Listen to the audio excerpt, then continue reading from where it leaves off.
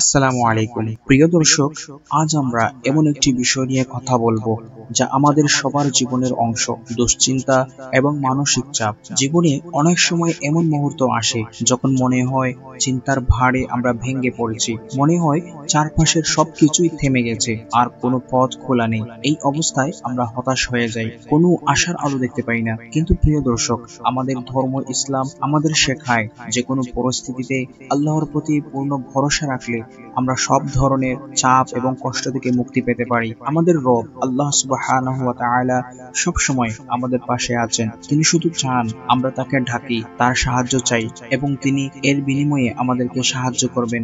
দুশ্চিন্তা এবং মানসিক অস্থিরতা আমাদের জীবন অসহ্য করে তুলে, কুড়ে কুড়ে খায় আমাদের সময় এবং সবকিছু। তাই মানসিক অস্থিরতা এবং দুশ্চিন্তা থেকে মুক্তির জন্য আল্লাহ রাসূল সাল্লাল্লাহু আলাইহি ওয়াসাল্লাম হাদিসে বেশ কিছু দোয়া শিক্ষা দিয়েছেন। সেগুলো পড়লে আল্লাহ তাআলা অস্থিরতা এবং দুশ্চিন্তা থেকে আমাদেরকে মুক্তি দিবেন ইনশাআল্লাহ। এ বিষয়ে হাদিসে অনেক দোয়া উল্লেখিত হয়েছে, এর মধ্য থেকে একটি এখানে আমি আপনাদের সামনে উল্লেখ করব। হযরত আবু সাঈদ আল খুদরি রাদিয়াল্লাহু তাআলা আনহু থেকে বর্ণিত, তিনি বলেন, একবার রাসূলুল্লাহ সাল্লাল্লাহু আলাইহি ওয়াসাল্লাম মসজিদে প্রবেশ করে সেখানে আবু উমামা নামক এক আনসারী সাহাবীকে দেখতে পান। তিনি তাকে বললেন, হে আবু উমামা, কি ব্যাপার? আমি তোমাকে নামাজের ওয়াক্ত ছাড়া মসজিদে বসে থাকতে দেখছি যে? তিনি বললেন, সীমাহীন দুশ্চিন্তা এবং ঋণের বোঝার কারণে হে আল্লাহর রাসূল সাল্লাল্লাহু আলাইহি সাল্লাম। তখন রাসূলুল্লাহ সাল্লাল্লাহু আলাইহি সাল্লাম বললেন, আমি কি তোমাকে এমন কিছু বাক্য শিখিয়ে দেব না যার উপরে আমল করলে তোমার দুশ্চিন্তা দূর হয়ে যাবে এবং তোমার ঋণ পরিশোধের ব্যবস্থা করে দেওয়া হবে?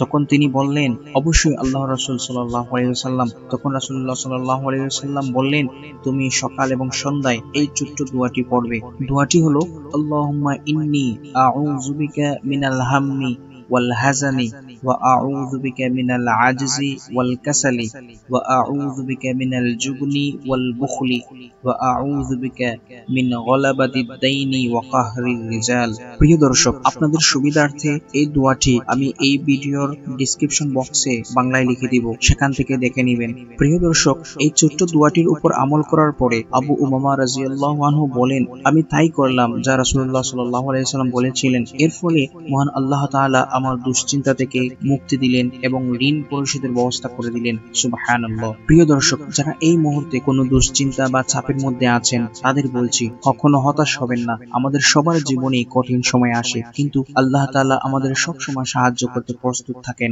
আমরা যদি তার উপর ভরসা করে এবং তাকে স্মরণ করি, তাহলে তিনি আমাদের হৃদয়ের শান্তি ফিরিয়ে দিবেন। পরিশেষে সবাই ভালো থাকবেন, সুস্থ থাকবেন। আসসালামু আলাইকুম।